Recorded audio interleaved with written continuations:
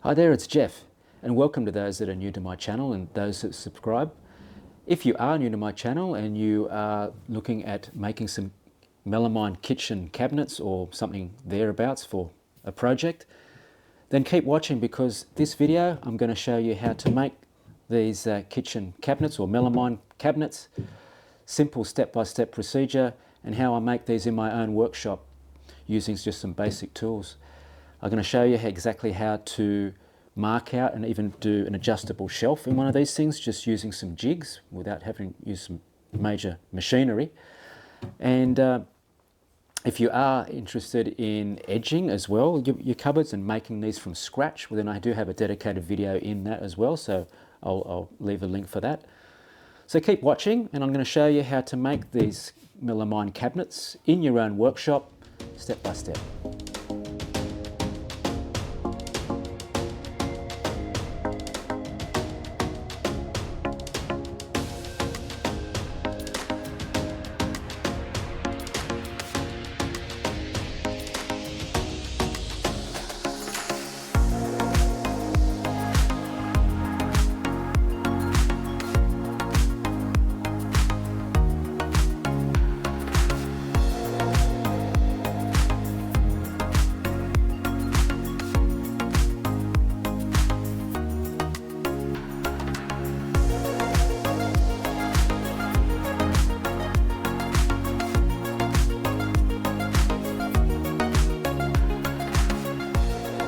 Okay, this is where it all begins. So to start off with, we'll have all our components ready. Now, to your basic cabinets, and this is going to apply to basic kitchen cabinets, cabinets for maybe an entertainment unit or a display, but basic white melamine cabinets, you're going to have your two sides, your bottom, your back, and you might have a couple of rails, which there's these on the top here to support like a bench top or another piece that's going on the top. So using white melamine, and you need to edge all your components as well. That's it's going to be seen especially when you open up your doors on your cupboard. And I like to use 1mm PVC edging, and I do have a dedicated video showing how I do the 1mm PVC edging with machinery and without. So if you don't have all of the fancy machines that can do the edging, I do show you how to do this by hand using some basic hand tools in your workshop. I haven't got these done professionally outside. I've just done everything in my garage, which is some basic things that you can use or buy. The next thing I want to mention as well is the different ways that you can build these base cabinets, which this video is going to be all about. I'm going to be showing you one particular construction method, and it's the one that I've been using, and it's pretty generally known in the industry, in the cabinet making industry. However, there are a few different ways that you can put them together. The first method, which is the one that I'm going to be showing you, is where you have your bottom. If you look at the CAD drawing here, you have your bottom, you have your two sides, and you have your back. And your back is actually sitting on top of your bottom, and it's screwed from underneath, which gives it its strength. Then your two sides come, screw all to the side of it, and you have a couple of rails. So that's the first method that I wanted to tell you about, and which is the one I'm going to be demonstrating in this video. The second method, which you'll see in the little CAD video, is the other method which is used in the industry, and that is your back is screwed on to the back of your cabinet, which is what we call plant on.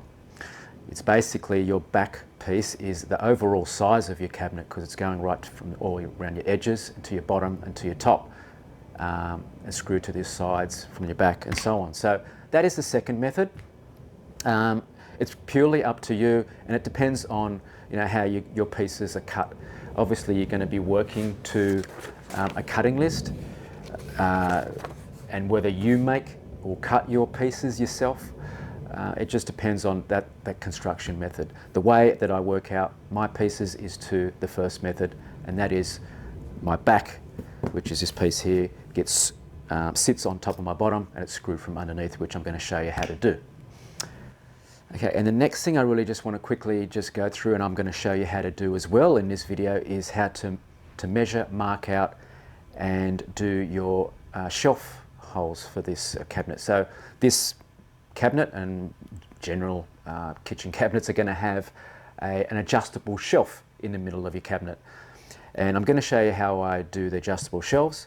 Again, I do have dedicated videos in my library there that show you how to do adjustable shelf pin holes using a jig, and that's all I use in this construction method. Is I just use a jig. You're also going to need some basic power tools or battery powered tools, being a battery drill with a countersink bit. I really recommend you use a countersink bit on your drill there, and a battery drill with a screwdriver bit. Some screws. I generally use 50mm chipboard screws for my construction. An option that you can do is use a nail gun, or what we call a nail gun or Brad gun, somewhere with around about 40 to 50mm, say 2-inch nails, 18 gauge. Nails are good just to hold your components into place while you screw. I wouldn't recommend just relying on nails with kitchen or cabinet melamine construction. I would strongly recommend that you do screw your pieces together. Having said that, let's get to it. The first thing I'm going to do is just show you how I measure and mark out for my adjustable shelf holes. Okay, the first thing I'm going to start off with is my sides of the cabinet. I'm going to mark them up for the adjustable shelf holes. And the first thing you do is just put a little mark on the top of your sides there. So I've put a little T for representing that's the top of my cabinet. And you do that to both pieces of your, or both sides pieces. So you have a left and a right, making sure that your PVC edging is on the front. So what I'm going to do here is I want my adjustable shelf holes to be in the middle of the cabinet. So what I'm going to do is measure the height of my side. In my case, it's around about 700mm. So I'm going to go 350 in the center, and I'm going to square a line all the way across. I always work from one direction. So in my case, I'm going to work from the top, or you could work from the bottom. It doesn't matter. Just make sure when you are measuring and marking on your components to use a reference. So either work from the bottom or from the top. So 350. 350. I'm going to square a line right across.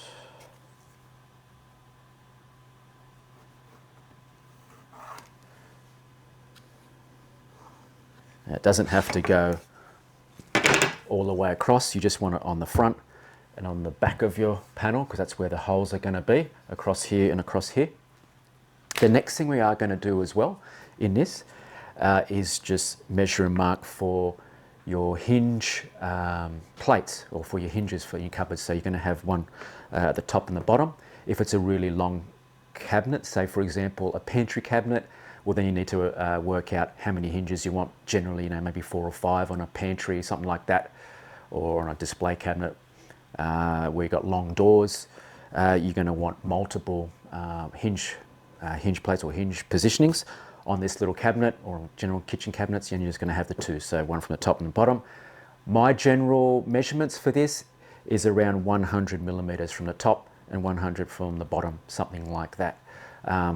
I do allow, when the door is coming up from the top of the cupboard, I do allow a 3mm gap when it's underneath your bench top, or 1/8 of an inch. So I do allow that extra when I am marking out the top hinge. So for example, if I want my hinge roughly around about 100mm, plus I want a 3mm gap from the top of my door to the bench top, I will do 103 on the top, 100 from the bottom. So let's go ahead and measure and mark that out on the front edge of your piece only.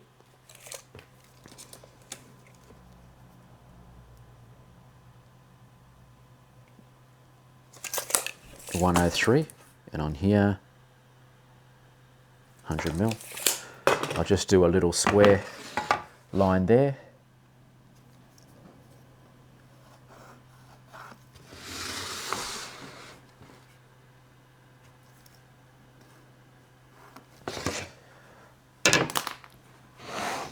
So as you can see, hopefully, there, I have adjustable shelf hole line and 2 for the hinges, and I will repeat that on my other side. What you can do is bring the other piece and mark it off this one if you wanted to, or mark it again like I did separately, and we'll square up the marks with the square.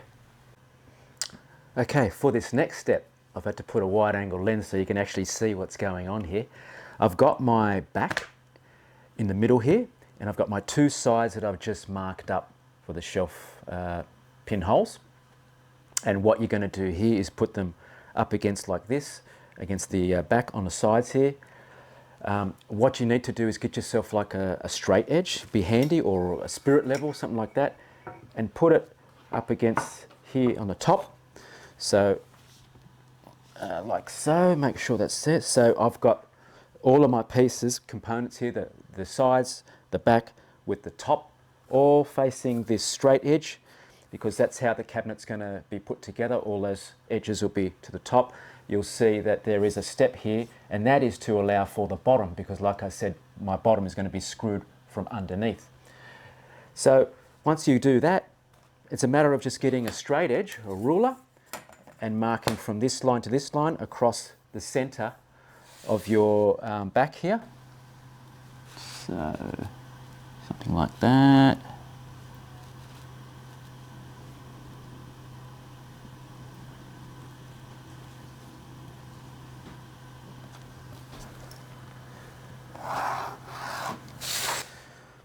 Just a mark like that. Now I will measure the halfway or the midpoint of this back and square a line across here, and that's where the adjustable shelf holes are going to be as well. So that way the shelf pin holes are going to line up with the back here, and you'll have support for the you have a shelf pin support there in the middle of the shelf. Now this will only apply if you have, you know, a really wide cabinet. In my case here, this cabinet is something around about 800 or 900 millimeters long. General rule, if it's under, you know, 800 mil, you probably don't need it. But once they start to get a little bit wide, I would advise putting a shelf pin hole in the middle of your cabinet here. And I'm just showing you how to do it if you did have to put one in the middle as well.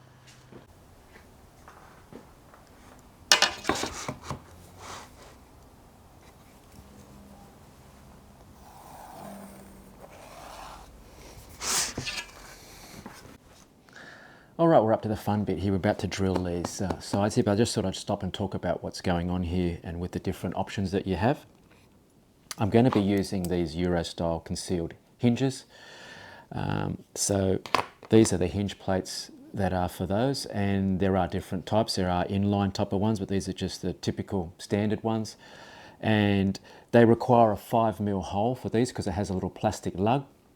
Or there are some different various ones where you just screw it straight into your board. So we're going to accommodate for those. There are different types of shelf pins. There are ones that just stick straight in. They don't have any plastic sleeve. There are these type of ones.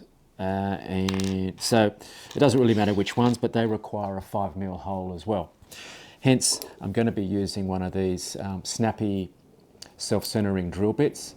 It has a sleeve that pulls back, and they're good for using these jigs that we've made up. You may have seen in one of my videos, if you haven't, how to make one of these jigs for doing this type of work. So I'll leave a link up there for that. I'm just going to be using one of these jigs. There's various types. This one's been cut out of Perspex, has a little edge routed out. There's even a 3D printed version that I've done playing around with as well over the time. So next thing is to position them onto the line, your center line. Drill the 5 or 3 shelf pin holes that you like. I've accommodated with my jigs 5. This one here's got 3. It's really up to you. You could even have more than that if you wanted to. You could have adjustable shelf holes all the way along. It doesn't really matter. When it comes to the hinge plate, that one is going to be 37mm from your front edge. It's got to be 37mm back for your hinge to work. So that one's different. For adjustable shelf holes, you can actually go back as far as you want to. General rule, I go about 2 inches or 50 millimeters back from the front edge and have my shelf holes in a different alignment to the hinge one. But some people like to just do it in the same. You could actually do it 37 mils in line with your hinges if you want to, that front hinge pin. It really doesn't matter. Again, it's up to you. Also with your actual shelf, I like to set that back from my front as well, at least 20 millimeters or something like that, or half an inch, a little bit over, set back. It's really up to you, but I'm going to show you how I do it my way.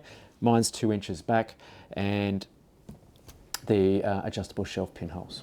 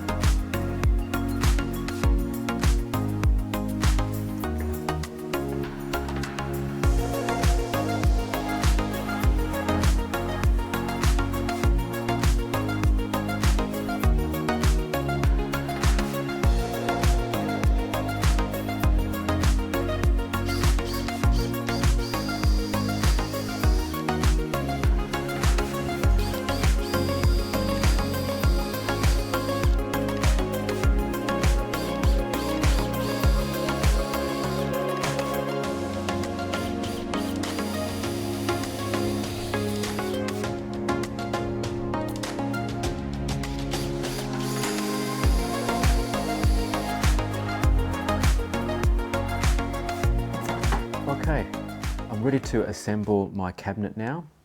It would have been obviously easy if it was a smaller cabinet, but being so wide, this cabinet is what I've got to work with. It's a bit over 9, almost a metre wide, this cabinet.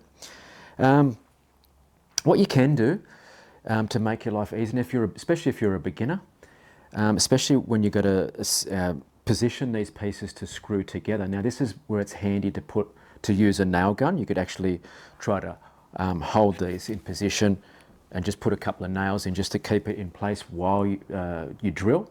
That can be tricky, especially if you're not used to using a nail gun, and oftentimes the nails can come out, which is going to damage the look of your cabinet. It's not so much on the bottom, you won't see it, but if it comes out on the inside, it's a problem. So I just prefer to screw them.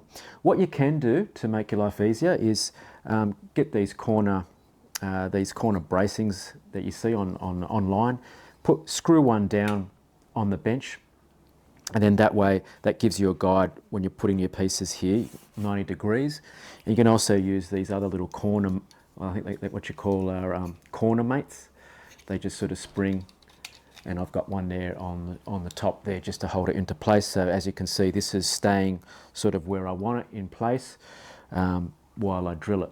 The next step now obviously is to drill and screw this into position. Now this again is the bottom, and this is my back, and this is my construction method. I'm screwing my bottom into my back.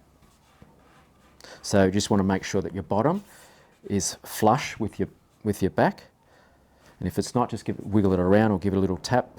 You can always tap it even after you've screwed it, just a little bit if you just need to just move it a fraction, but that's pretty much where I want it. So I'm going to try and put a screw down there and then work my way up.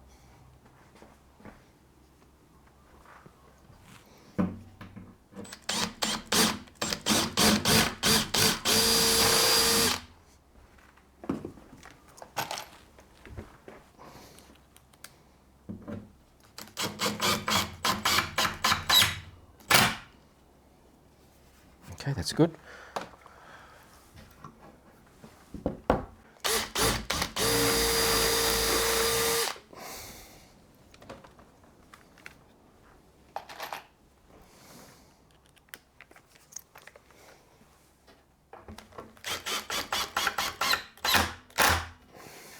Okay, that's good.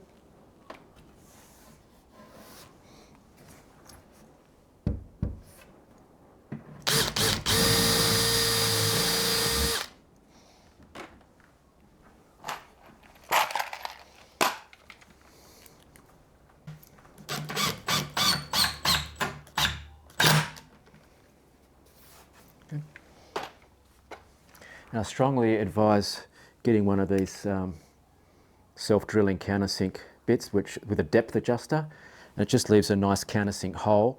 You can adjust the depth, but you want your screws just to sit just under the surface. These leave a really nice, neat job. I'll leave a link in the description.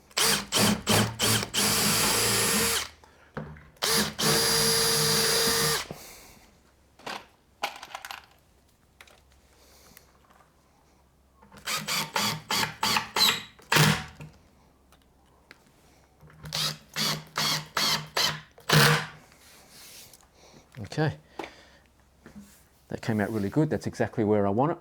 Now we'll move to the next step, which is going to be putting on the two sides. Okay, now we're up to the next step, putting on the sides. Again, I've used those corner clamps just to show you how they can be used just to keep it in position, especially if you're a beginner or novice giving this a go. And one thing also you've noticed, I've pre-drilled into this side.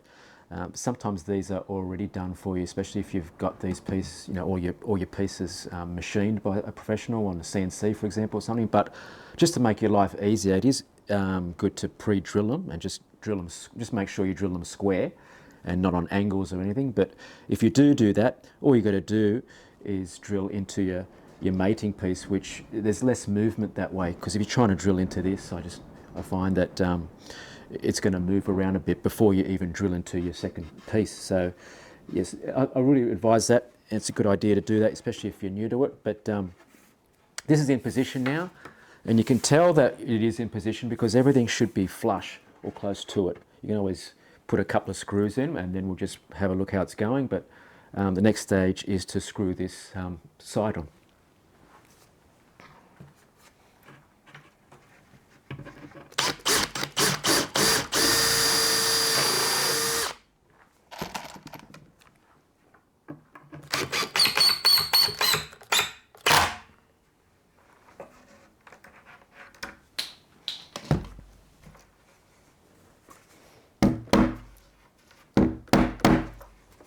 Okay, that's good.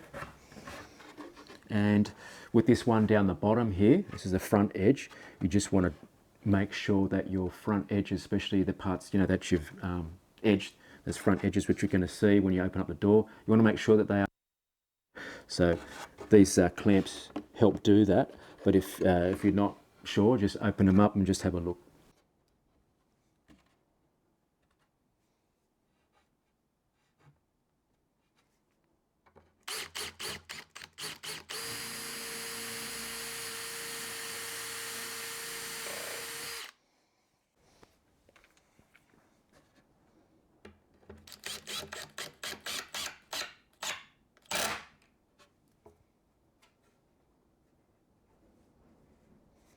Okay, before I keep screwing into this piece, my bottom is just sticking a little bit under on the side here. The bottom is actually sticking a little bit proud, just by 0.5 millimeter.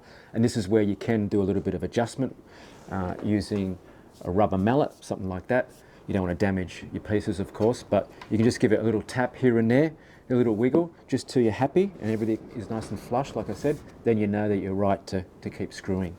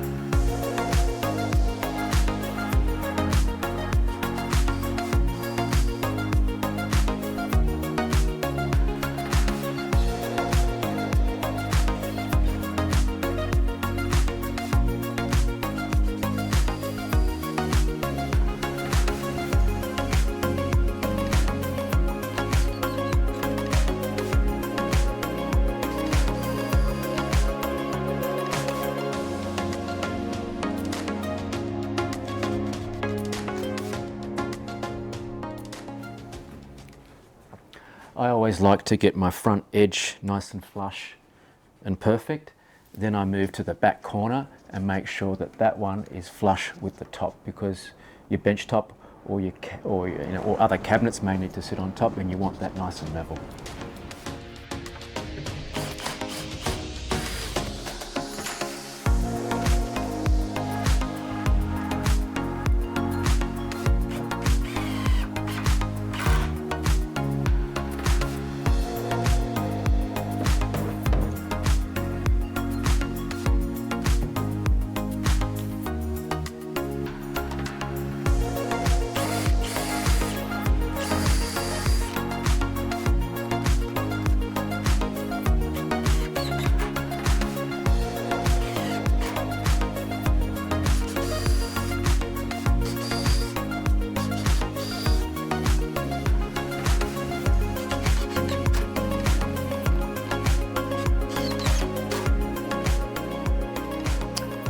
Okay, now we have the basic construction here. As you can see, it's coming to shape. And what we're going to do next is basically put a couple of rails on. Now these are just the same material, around about 100 millimeters, 4 inches, edged on one side. And these are going to get attached up the top. They should be your internal measurement. And these help basically if you're going to put a bench top, and you can screw it from underneath and tie the bench top down, or if you've got other cabinets that need to go on top of this to screw to it, or even if you've got stone that's going on top, you just put some glue. But that's what these are going to be for, these rails. They're going to go on next. I'm going to screw them in. The back one is going to actually get screwed from the back as well as the sides. They just get screwed from there. And sometimes you can also use a little bit of primed timber or vinyl wrapped.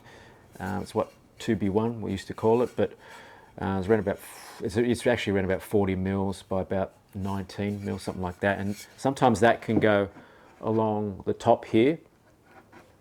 And it's also, and these are also for an edge for your door to close on as well. Sometimes you might have a push to open, catch that you might want to attach to underneath this or something as well. But and plus they also give it support.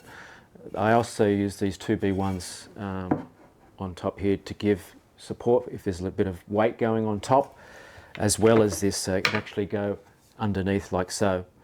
Screwed down, you won't see them if you have a top. So these 2B1s are also good as well for support. So that's our next step, screwing and putting in the rails.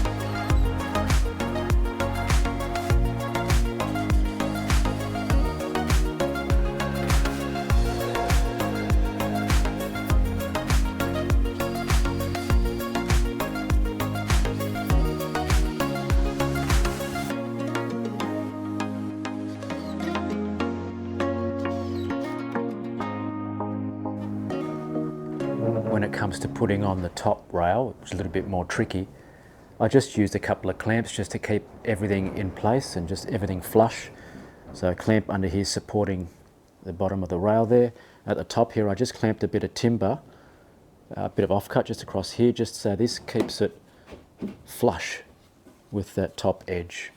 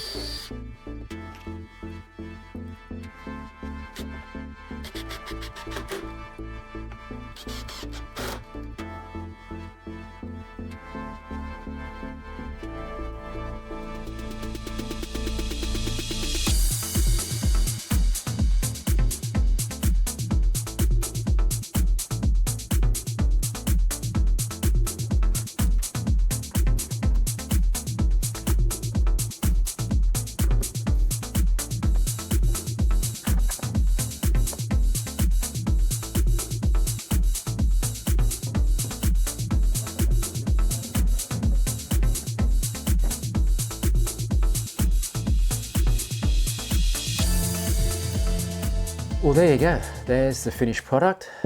Melamine cabinet for a kitchen, entertainment unit. Everything's pretty much the same. Even if you wanted to put drawers, you can make a drawer unit, pretty much the construction is the same. Instead of having hinge plates, you would have runners and internal drawers. This one here happens to have an adjustable shelf, which I demonstrated how to mark out and do your own adjustable shelves. And this is using pretty much the standard method that's used in the industry. And in this case, the bottom was screwed up through into the back. But fairly easy to make, and as you can see, just in my own workshop or your own garage, you don't need too much tools to put these together. A lot of people buy these as flat packs, so ideal video if you are interested in how to actually put a cupboard together. This rail, obviously, when we saw it at the end there, that's kind of optional. It's just adds a little bit more support, especially if you've got some weight on top. Some people just have that top rail on the vertical only, but I like to put that bit of that little batten as well, just for a little bit of extra support. And then this will go on top of a skirting base or a plinth, whatever you like to call them. And I've got a video on those as well if you're interested in doing the second part of this build. Actually would be to put it on a skirting base and level that, and then you put your cupboards on. So if you are interested in, or you do have a project where you need to do that sort of thing as well, I do have a video demonstrating how I make those skirting bases and level them out as well. Well, that just about wraps up this project for today, and I hope you enjoyed it or got something out of it, and even learnt something and inspired you to do your own melamine cabinets. So make sure you subscribe to my channel so you can keep up the latest videos and so on, and share with your friends. Press like if you did like it, and hopefully I'm going to see you in one of my next videos.